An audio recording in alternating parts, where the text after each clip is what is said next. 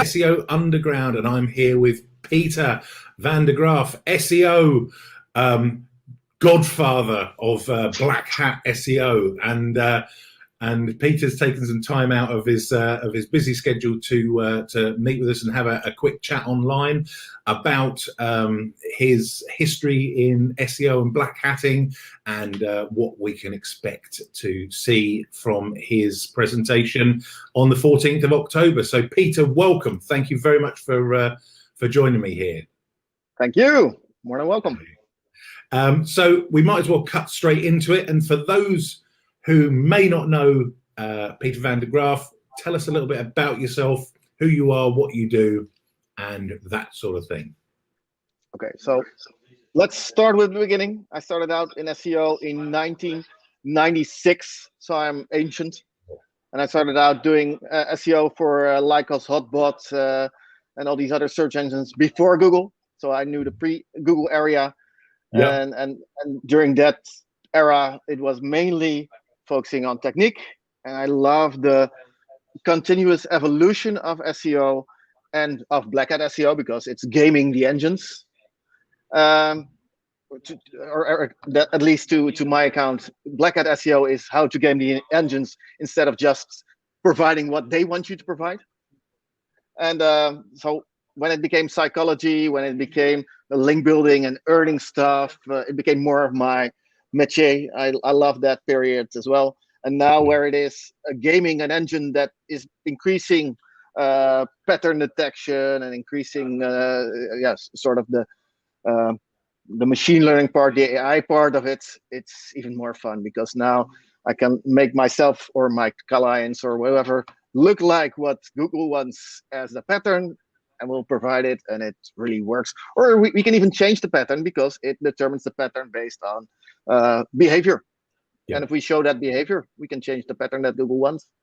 So it's becoming more fun increasingly because it's also getting harder for the idiots that weren't that on the highest level, or the guys that are just starting in SEO. It's becoming harder for them as well. They might even give up before they even become a competitor. Sure. Yeah, I think it is becoming a bit more like a game of chess. You're making moves, Google are making moves. You know, you make some different moves, they spot it, close the gap. So it's about kind of keeping ahead. And yeah, it is certainly more of a challenge now than it's ever been. But how did you? So you said you started back in 1996. So what kind of prompted you to get into even wanting to go? SEO in general, or the internet in general, started out with porn, poker, and pills. The 3 Ps of marketing. It started out there. So I worked with Dutch and Israeli companies at first, and then some US clients. But they were all casinos. They were all in whatever before webcam girls and before video, they had something called image galleries and things like that.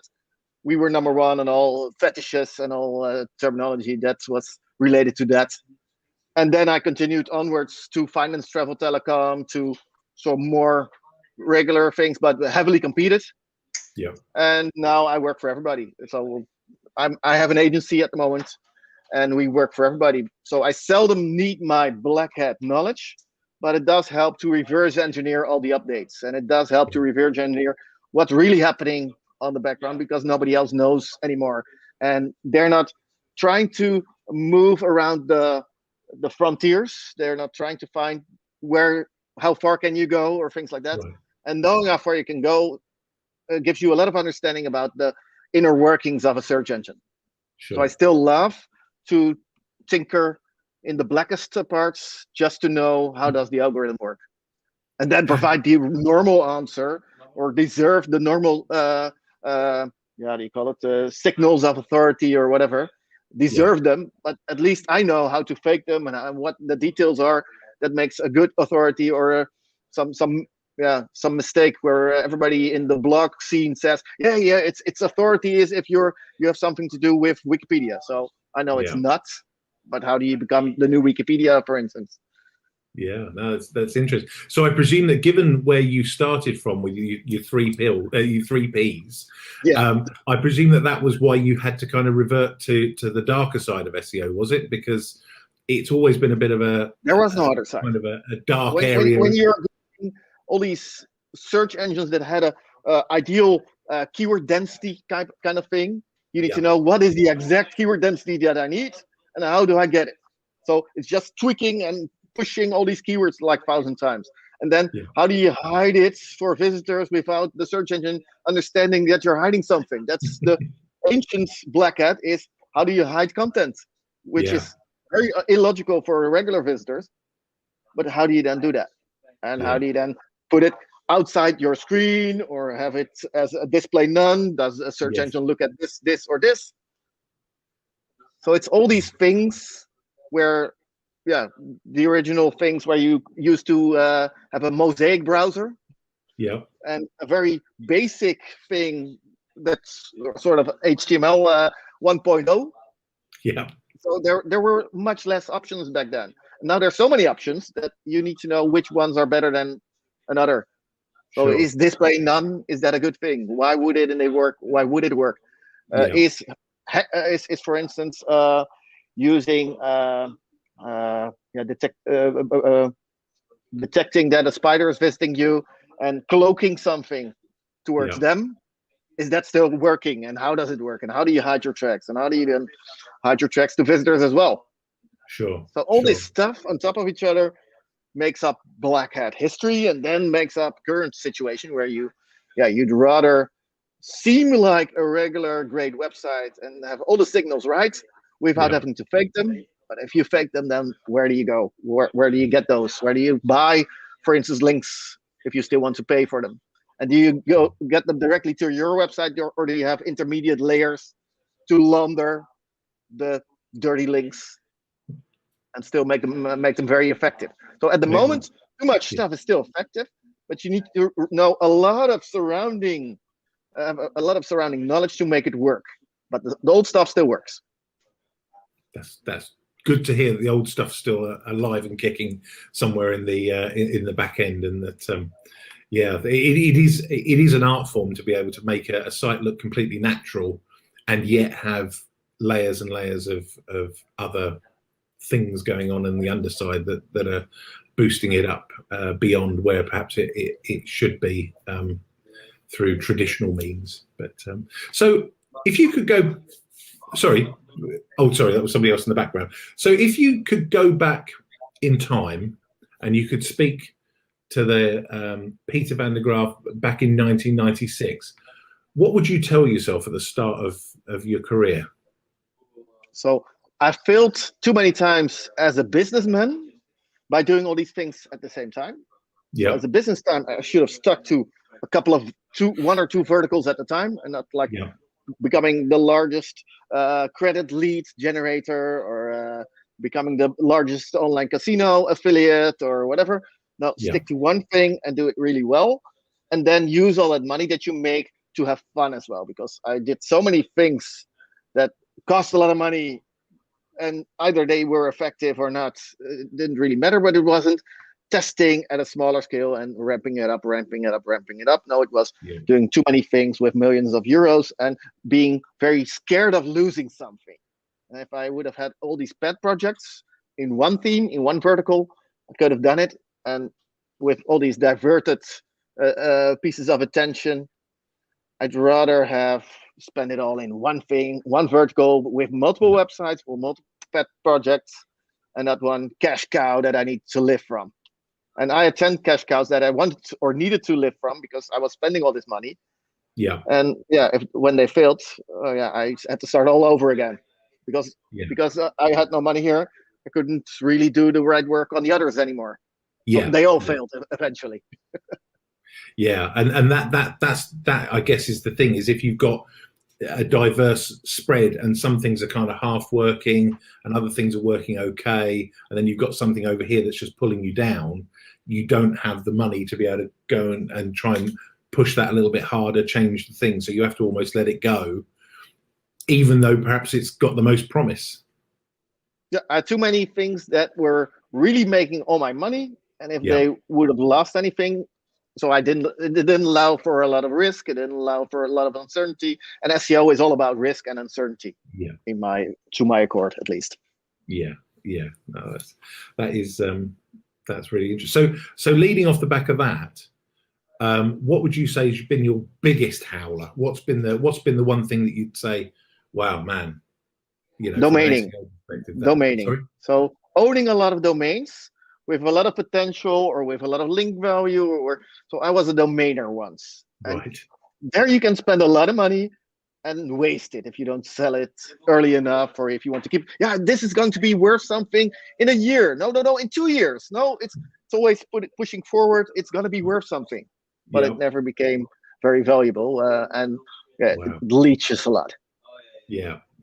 So you would say to yourself, steer clear of that. That was just a have somebody else pay for it. Have somebody else run the risk of it becoming valuable. So, for instance, my clients do some domaining, but not at a large scale. But if you, for instance, or if you're really buying somebody that has proven ranking, so if you're buying a smaller competitor, that's what I currently do. What I used to do is buying all these domains that used to belong to governments and were no longer upkept.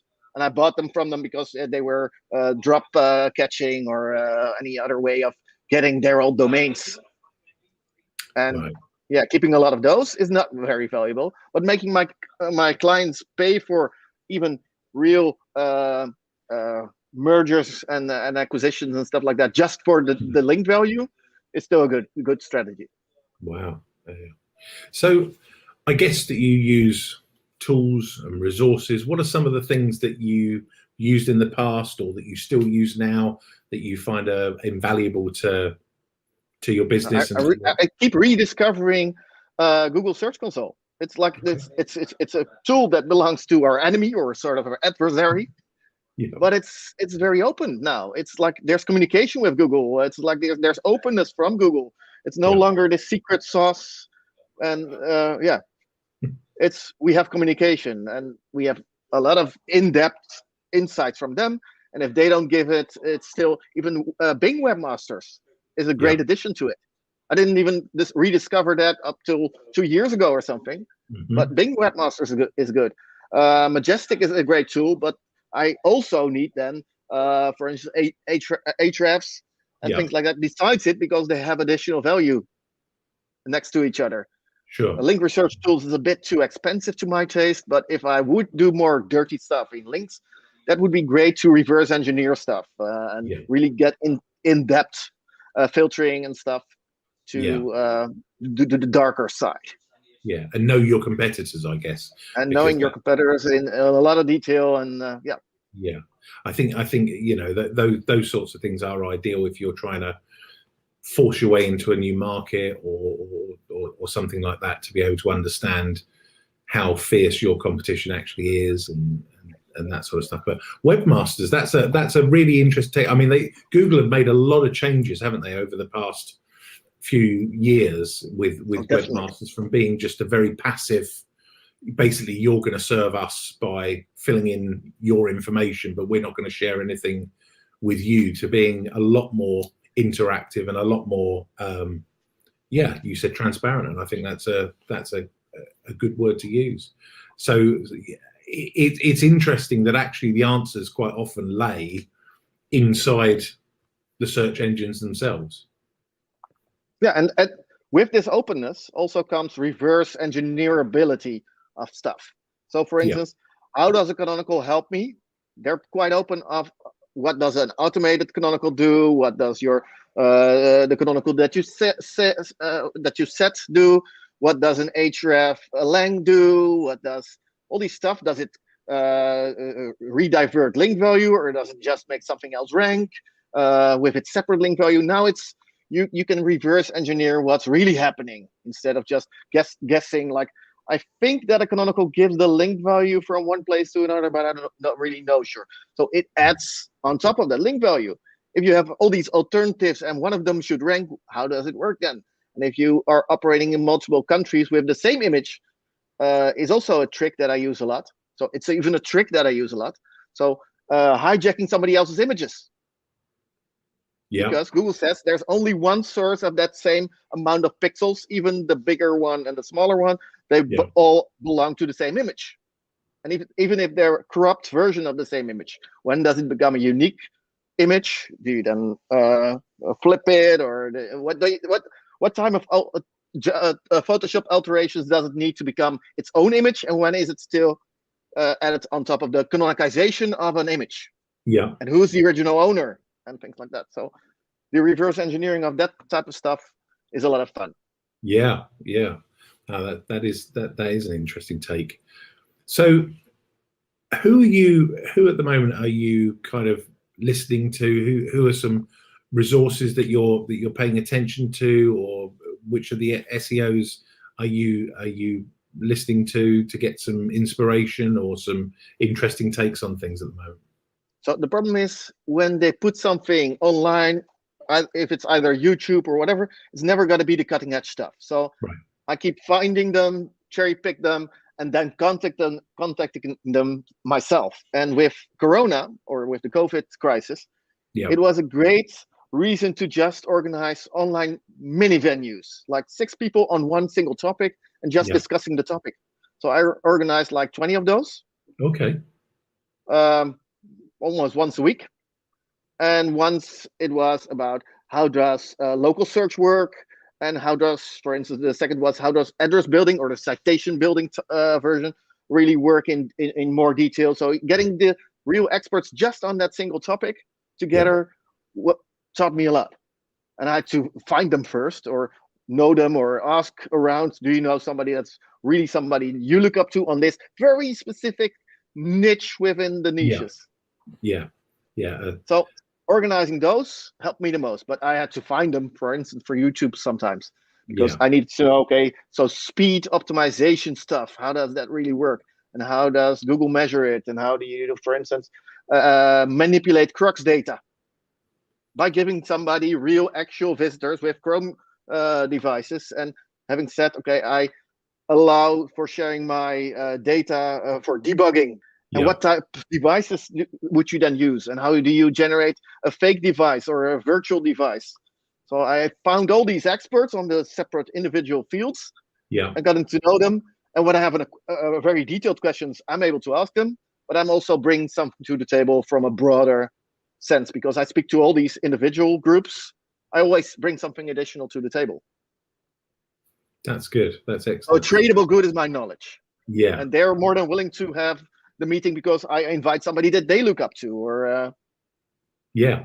So is there anybody in particular that we should be looking out for? Is there anyone that you're sort of thinking, that person? You're gonna have Craig Campbell on the panel. So Craig is one of the guys that is very broad, and he only, so his video, his YouTube shows are not showing the wideness of what he knows and does and stuff like that. It's only showing this small portion. So if you get to have drinks with him, you get the real Craig, and you get the real knowledge and the real fun as well, of course. Yeah, Because, it's definitely a fun guy. He knows the stories and not just the knowledge. He knows, we did this once, and this is what happened. I love that. And much like yourself, he's not afraid to share the disasters, because I think that's where you learn the most, right? Is getting it wrong. Definitely. And I get it wrong a lot of times, but most of the time it's not with my prime equity anymore. So that's the lesson I learned in the past. Yeah. And now I keep building up to a certain point. So keeping up, building up certain niche ownerships to a certain extent, or I buy something that's already out there that's built up to a certain extent. But for instance, they didn't update for 2 years or something, then I buy them, and then they become my testing grounds. And everybody has testing abilities, so I contact a lot of people that have a lot of equity. I say, okay, you have this website, let's try this. So for instance, with the new core updates by Google, we're trying to figure out how do you then become where Google has marked something as this needs a commercial answer. So the intent part needs a commercial answer. How harsh do you then push it on that page? Do you then make it overtly about buy, and special discount and promotion and stuff like that? Or do you then slightly introduce that subject in the page that is normally a buying guide, or a more of a slowed down version. Sure. So sure. we've tried it and we now know a lot. Yeah. And the same goes for making somebody slower. We tried it and we now know a lot. So making somebody slower does really impact harshly their ranking, but to what extent and how and when, and can you time it? For instance, if I want to push somebody down around Black Friday, for instance, one of my competitors, how do I then time stuff? So if I make them faster during the year and then take that back, that's an opportunity. Or if I just make them slower around the period that I need to be outranking them. So it's what type of thing works better. We're now trying it at scale with all these experts that were in the sessions. So in the 20 sessions, those are helping me test this stuff. Yeah. And they didn't even, so they weren't questioning the things I was questioning, but they said, oh, that's an even better question that I had. Yeah. So presenting the right questions is probably the value that I bring more than presenting all the answers. Sure. And I think it's interesting, and you picked up on speed as being a, one of the points there is, and again, going back to the search engines providing the answers, they have been very, very clear that speed is going to become more and more of an important factor. And I think that there's a lot of people out there who perhaps went, oh yeah, speed schmeed, it's only if there's two competing websites and they both have a very good quality of content, etc., etc., etc., is speed going to become an issue? But I think I'm with you on this, is that I think speed's a bigger factor now than it used to be. Yeah, but does it become blackhat? It only becomes blackhat if you can benefit yourself by doing something that's not like, okay, this is a generic business best practice or a web designer best practice. No, sure. I'm really making it bad for somebody or good for myself in an unconventional way, and finding the gaps. That's what I do. I already know how to create the best type of website, what type of third-party scripting do you then allow, what type of things impacts my cumulative layout shifts or whatever. So using fonts in the right sequence, that's generic best practice. That's SEO. That becomes boring at a time. And everybody should know. If they don't, then they're outdated as an SEO for now. They need to get their knowledge up to date. But with blackhat, how do you get your knowledge up to date? Testing, doing yourself, getting your hands dirty. That's the only way. Yeah. And going to a conference like this will probably help, but it's only step one. And then you need to get your hands dirty. Yeah. This points people in the right direction, things to look at. Yep. We'll show them, like, this is a route. Oh, I didn't even know that was. Yeah. So there's a door there. Yeah, there's a door there, and you can go in and do this and this. But you really have to take the action yourself, step through that door, and be open to all these new possibilities. Sure. Excellent. So there's a lot of myths around black hat. Oh, definitely. Yeah. So what's a myth that you'd like to debunk? What's something that you get fed up of people saying, this, and you're like, no, that is just a myth. Okay, so the thing where for instance, when Moz used to be big, when Rand Fishkin and all these Google evangelists used to be big, it was like, do what Google says because they will always catch you.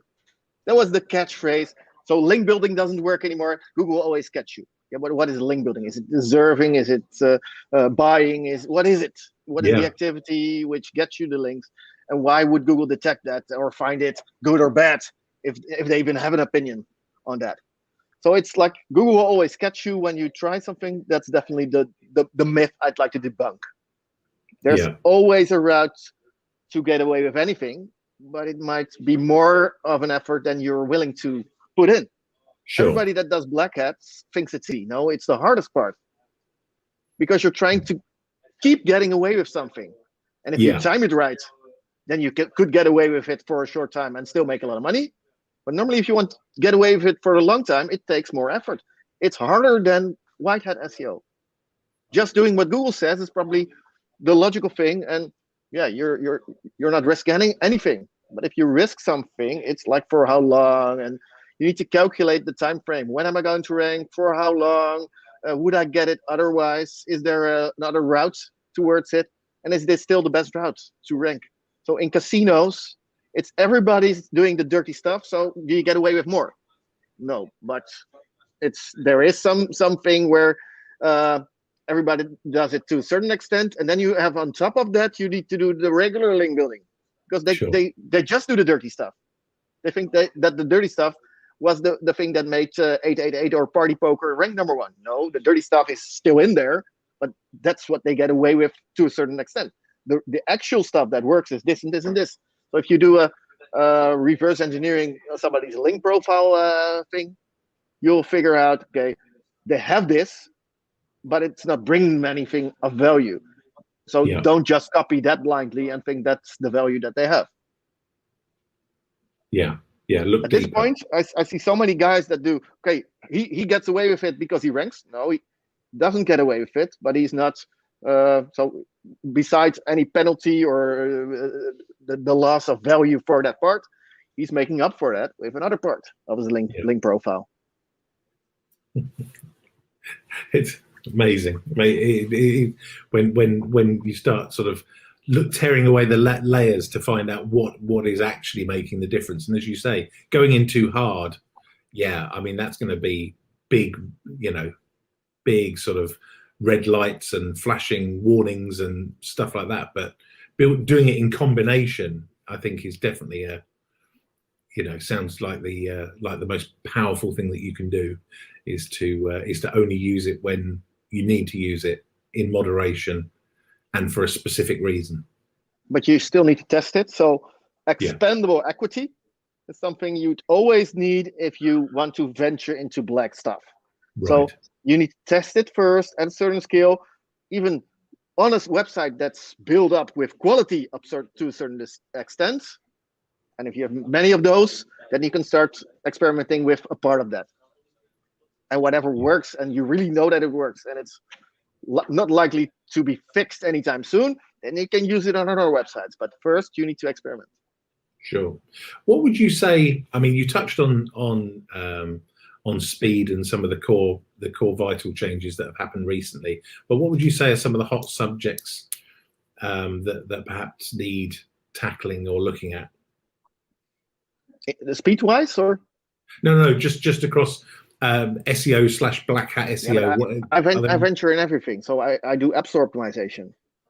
App stores have install bases and install trending as the sort of the alternative to to links. Right. So install trending is what you mimic. So for instance, if you're promoting an accounting firm and their app, an accounting app, which seldom gets an install base up above 10,000 or something, right. How do you then push it? So put in a game where you're able to win 10,000 euros, and a lot of other people that weren't your audience will start to install it, and the install base goes like this. Right. So I try to figure out what's the mechanics behind the type of search engine. What's the, for instance, ranking in Amazon is also something that I do. So ranking in Amazon in their search engine or with Amazon in Google. So how do you then do that? How do you get the link value there if you're trying to rank in Google? Well, if you have your own profile there or your own products, for instance, you sell air conditioners, mobile air conditioners, and you're one of the many people selling it through Amazon. How do you get your marketplace part ranking higher? And so that's what I also do. So I keep venturing in all these new niches, which have an authority part, a relevance part, a technical dependency and stuff like that. And I try to figure out, okay, how can I game it as an external player? So without owning Amazon, how do I then game Amazon? Without owning YouTube, how do you game YouTube videos? How do you game anything in social search engines? How do you then become suggested in certain lists? So there's all these popularity lists. How do you get in those? How do you get into, Wow. Yeah. So I'm not venturing in just SEO. So I don't even need a website in 90% of the cases when I'm doing the newer stuff. Yeah. Or at least for me, it's newer stuff. But apps optimization I've been doing for 20 years now. When apps were introduced as the first thing, it's 19 years, 18 years probably ago. App stores were the main method to find them. How do you game this? How do you then become leader in thought leader in this? But my problem is I cannot do it all at once. So I need all these partnerships and all these guys that are specifically targeting that and sell app store optimization services. I don't, but I still work together with them to figure out, okay, this is how the algorithm works. Oh, it's growing, and figuring out that this is manipulated or paid attention, paid installs. Fascinating. So with speed, it's like, okay, this is a website thing. That's regular SEO. It's like I have an agency for that and all these experts, from programmers to whatever. And I try to figure out, okay, where is there a popularity item? Is there a thing to game? Sure. And that's my hobby. So I run the company, but my hobby is figuring out how does it really work. Yeah. That is fascinating. Absolutely fascinating. So fast forwarding to October, October the 14th, you're coming to speak at SEO Underground. Can you give us a taster as to what it is that you think you're going to be talking about during your session? Okay, so in the bar, I'm open to any discussion. So all these topics, all these broad topics, from how do you rank, how does the algorithm work, how did you test it, do you have great experiences, stories, and things like that. That's definitely going to be the main reason that I'm coming. Yep, good. But the session itself will be about opinionating information. So how do you call it? Sequencing the truth. Right. Opinion sculpting is then the word that I used in a session on Craig's channel. But it's how do you then, for instance, make sure that Brexit, is it good or bad? Whatever ends up there is the truth. So when you type everything related to Brexit and new news about it, and so I'm going to show you a couple of examples how the Brexit news and even the journalists that wrote about it have already been influenced by resequenced search results. So what research, what experts, what institutes that do research have been like pushed as the authority on the subject, like the British economy versus the Dutch or the somewhere in Europe economy, and how is that? So on what metrics do they compare them? That has been impacted by somebody making a lot of money. That Brexit, for instance, was seen as a good thing or a bad thing, and by whom? From a European standpoint or from a British standpoint? Yeah. Wow. So that sounds pretty exciting and pretty interesting. So I'm really pleased that you could take the time to have a chat with me today on your history and your checkered past of black hat and non-black hat and research and testing and getting stuff wrong and right. And I really, really appreciate your time. If you want to buy tickets to SEO Underground, go to seounderground.co.uk and you will be able to see this guy. Oops, this way. You'll be able to see this guy there, and he'll be talking about black hat SEO and all the things that are happening in and around that. And hopefully you can also catch him at the bar afterwards and buy him a drink and ask a few questions to get a wealth of knowledge from Peter van der Graaf. My name's Paul Hogton. This has been SEO Underground, and we'll catch you on the next one.